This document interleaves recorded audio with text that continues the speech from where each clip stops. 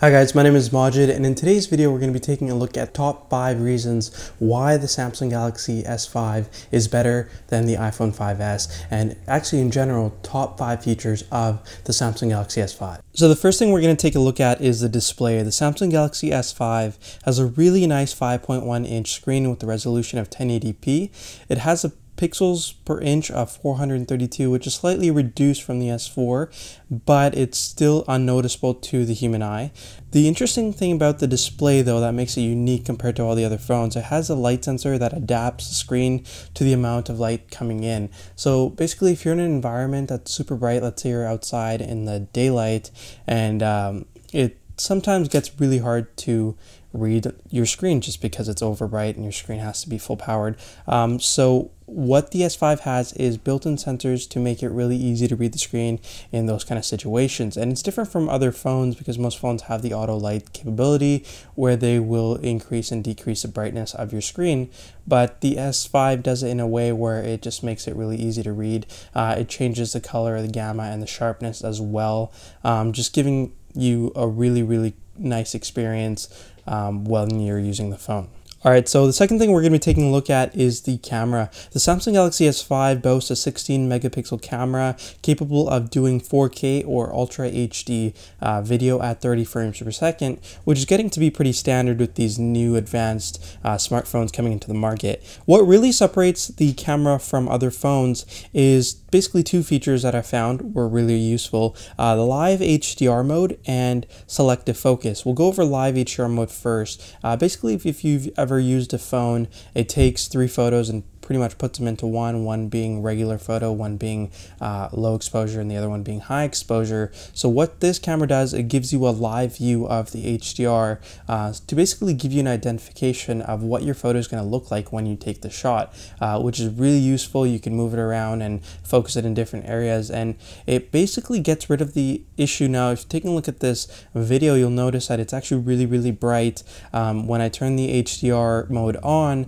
it kind of reduces the overpowering of the white in the corner coming through the windows from the light on the outside, and it just makes it so you can see out as well as see all the stuff inside the room without losing too much of the detail, still having the contrast. So it's actually really nice. Selective focus is one of those things that if you guys ever saw the Lytro cameras, it had it in there like a first gen technology. Samsung's trying to take that and put it into phones. Now what it does, you have to have this feature turned on before you take the photo. You turn it on, take your photo, and it processes, so it takes a few shots, and it allows you to focus different depths after the focus. So you can do near, you can do far focus, and you can do pan focus. So it allows you to choose different areas of the photo that you want to be blurred or not blurred, which is really cool because let's say you want to see something in the background, you want to sharpen it up, you can go back in, have far focus, and it shows you the background super clear. So this is definitely one of the coolest things about the camera of the Samsung Galaxy S5. So the third feature that I really liked was the waterproofing. And now waterproofing a device can be pretty hard, but I think Samsung has done a really good job on this one. A lot of people have tested it to actually, put the device in liquid for overnight, and it still has worked in the morning. So it's actually really cool how it's done. Now this is something that they built into the device. It's not a coating of any sort that we saw with the iPhones where you could send it in third-party service and they would coat the device for you in these kind of nano technology of coating.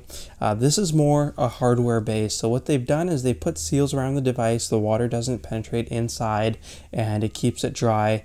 As long as you're using the power cover that they have for the charging port, your device should be safe from any liquid damage whatsoever if you accidentally drop it into a puddle or your toilet or whatever it may be. So the fourth feature is for people that will be into actively taking care of their health, which is exactly why it's called the S Health app. Through the S Health app, they've given you the option to do quite a few things: track your pedometer, exercise, keep up to date with your exercise, and gives you a section to track all the calories you're taking with a food tracking system. There's one thing, which is the heart rate monitor, that really really is useful. It works with the sensors at the back, so you put your finger on the back of the phone and you start the heart rate monitor, and it basically tells you what your heartbeat is, and it's surprisingly very accurate, very fast, and it works most of the time. If you're not doing it right, it'll turn orange, but if you're doing it right, it'll stay green. And I was actually very surprised on how well it actually reads your heartbeat and how accurate it is most times. So you can actually test it out yourselves if you get a chance to actually have this device, or if you get a chance to try it out at a store somewhere. It's actually really cool. Now, the last thing isn't really one specific feature of the phone. It's pretty much the whole device itself. I really like the screen size. It's 5.1 inches. It has really thin bezels, so from the screen size to the size of the phone itself, it has a really good ratio. And it just feels really nice in the hand. Now, there's a lot of phones in the market that are better built, but the reason I think this one has an edge is because it's very light. If you drop it, you're not really going to damage it. You can get scratches on the back, but the back is something that's easily replaceable since it's plastic. It has a removable battery, and it's very easy to access the back. So there's a lot of benefits with the traditional Android style phones. Now, I know I'm a huge fan of the HTC One M8 and the original HTC One along with the iPhones, just because they have really nice build qualities. But when you have something like that with a really nice build quality, you do take away from the ease of use. You have to take care of those bodies. If you get a scratch on that metal, it's going to be on there pretty much forever. So the cool thing about the Samsung devices is that they do use cheaper plastics to basically make the phone, but I think it may have a benefit for people that don't always want to put it in a case. You can use this device, not worry about it getting scratched up, replace the back, and you're good to go. Alright guys, so thanks for watching. If you like this video, make sure to add it to your favorites and share it with your friends. It helps us out quite a bit. Also, make sure to check out our Facebook page. It's an easy way for you guys to be up to date on all the videos that we publish. Thanks again for watching, and we'll see you next time.